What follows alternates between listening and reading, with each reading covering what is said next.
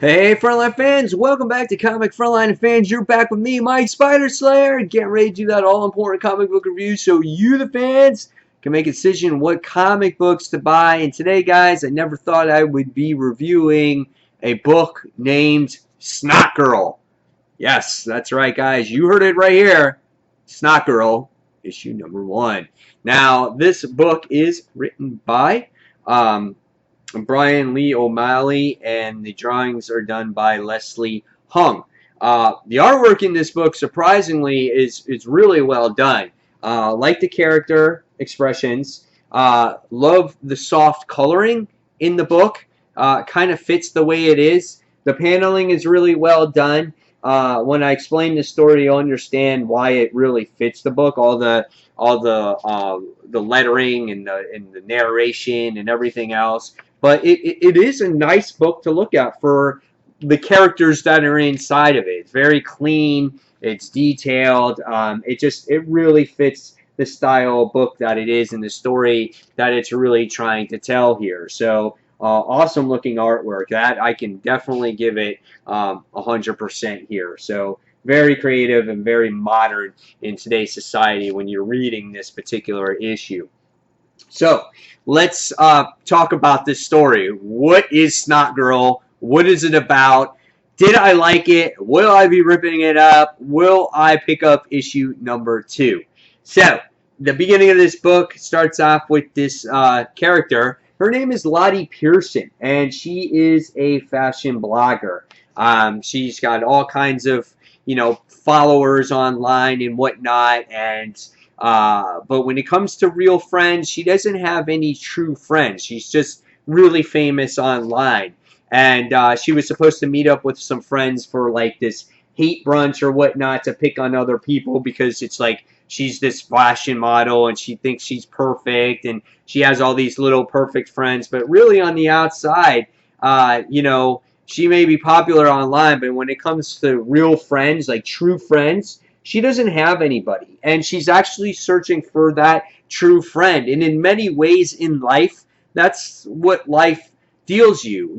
Some people you have acquaintances and people that you've known all your life, but true friends, they're far and few between. So, and she also struggles with herself. She has allergies. On the outside, everyone sees her as this glam and pretty girl and all perfect, but no one knows her inner struggles, and you get to see a side of her that no one else sees. She deals with these heavy allergies. She's got the snot that's coming pouring out of her nose. She constantly has watery eyes and things like that. And throughout the issue, you wind up seeing her meet somebody. Her name is Caroline, and she feels that she's very similar to herself. And she feels like, oh, wow, this could be a true friend. And they meet up and they go out and they hang out together. They go to a men's bar and whatnot. And on the side story here, you wind up seeing our main character, Lonnie. She winds up going, or Lottie, excuse me, she winds up going to the doctor. And her normal doctor is not there. And so she gets like this substitute doctor or whatnot. And he says, we have this trial drug that we want you to try, and it will help you take control of your allergies because we don't want your allergies ruining your life anymore. And so what happens is she's like, yeah, okay, I'll do it, if this is going to help. So she takes the medicine and whatnot, and as she goes out and hangs out with her new friend Caroline, things start getting out of control. Her boyfriend that she's been on and off again, that hasn't really seen her in a month, she sees there, and she starts panicking, and she winds up going to the ladies' room, and she starts losing control of herself. She starts, snot starts coming out of her nose. She starts tearing up. Looks like she's got these bad allergies, and she tries to take her medicine, and she loses control of herself, and she's like, why isn't my medicine working? What's going on? And the next thing you wind up seeing is Caroline goes and she's checking up on herself. And she sits there and she's like, are you okay? You okay? And she's like, oh, I don't want you to see me this way. And she's like, oh, it's okay. She's like, how about I make up a nickname for you and your name is Snotty? And she winds up taking this in the wrong way. And she goes, yeah, I thought we would be these besties. And the next thing you wind up finding out is that it looks like she trips on the medication, or something she does with her allergies makes her new friend fall on the floor and whatnot, and either hit her head or smash her head, and it looks like she's dead. And it just is like, she goes, I really wanted us to be friends. So based off of the wording in the issue, it looks like she manipulated the death. Like she caused the death, not an accident. It's not like she slipped on the pills. And that's how the issue ends. And then it winds up being continued. So what did I think about this book? This book was very modern. It was like almost over my head. This was, again, about a modern day fashion type of blogger that is always on her phone. She's like this valley girl. She's the type of girl that I hate. You know, she's like always on her phone, going for her latte. She's like, oh, I wonder who we're going to pick on today. Like, I'm the best. I'm the hottest. I'm like the prettiest, you know. And it just drove me crazy. She had these typical like model friends, and she thought she was hot stuff, but she was hiding this secret. And that's what made it for this little side twist.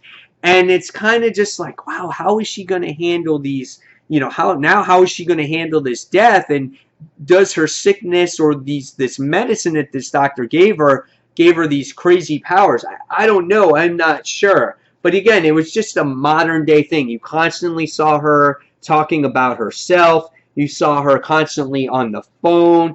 And this was the one thing that I had a problem with Batgirl when it kind of got, when it was the new status quo with the Batgirl series with New 52. It was just like, I felt like Barbara was always on her phone. It was too modern day. And I get it. You want to get modern day readers and things like that. But I stuck with it. And the payoff was pretty good, because in the end, it makes me want to read the second issue. And it had me interested in this character. And I found it interesting with Lottie that, you know, she's in the closet about these allergies, and she's so self-awareness about herself. It was crazy. She's got like no self-esteem. So, and who's the mysterious doctor? Is he something else, or is he just this doctor that gave her this medication? So it could be one extreme, or it could be a complete accident. I don't know. So it got me cliffhanged, and I definitely want to see what the second issue is. I think this is good for, you know, modern day readers. This could be something interested for, female readers that, you know, might be into all that, you know, texting and coffees and things like that. But it's an interesting read. I'll definitely give it another try. I'll give it a 3.75 out of 5. Not normally my cup of tea, but I just wanted to try something different, as sometimes Image puts out these cool and different types of independent comic books. So if you guys read Snotgirl, issue number 1, tell me what you thought in the comments below. What are your theories about Lottie here? Was it an accident? Was it something that was done that she didn't realize that she did? Again, all the comics are greatly appreciated, and fans, as always, thank you for watching Comic Frontline, and until that next comic book review, this is Mike Spider signing off. Thanks for watching, guys. Take care. Bye.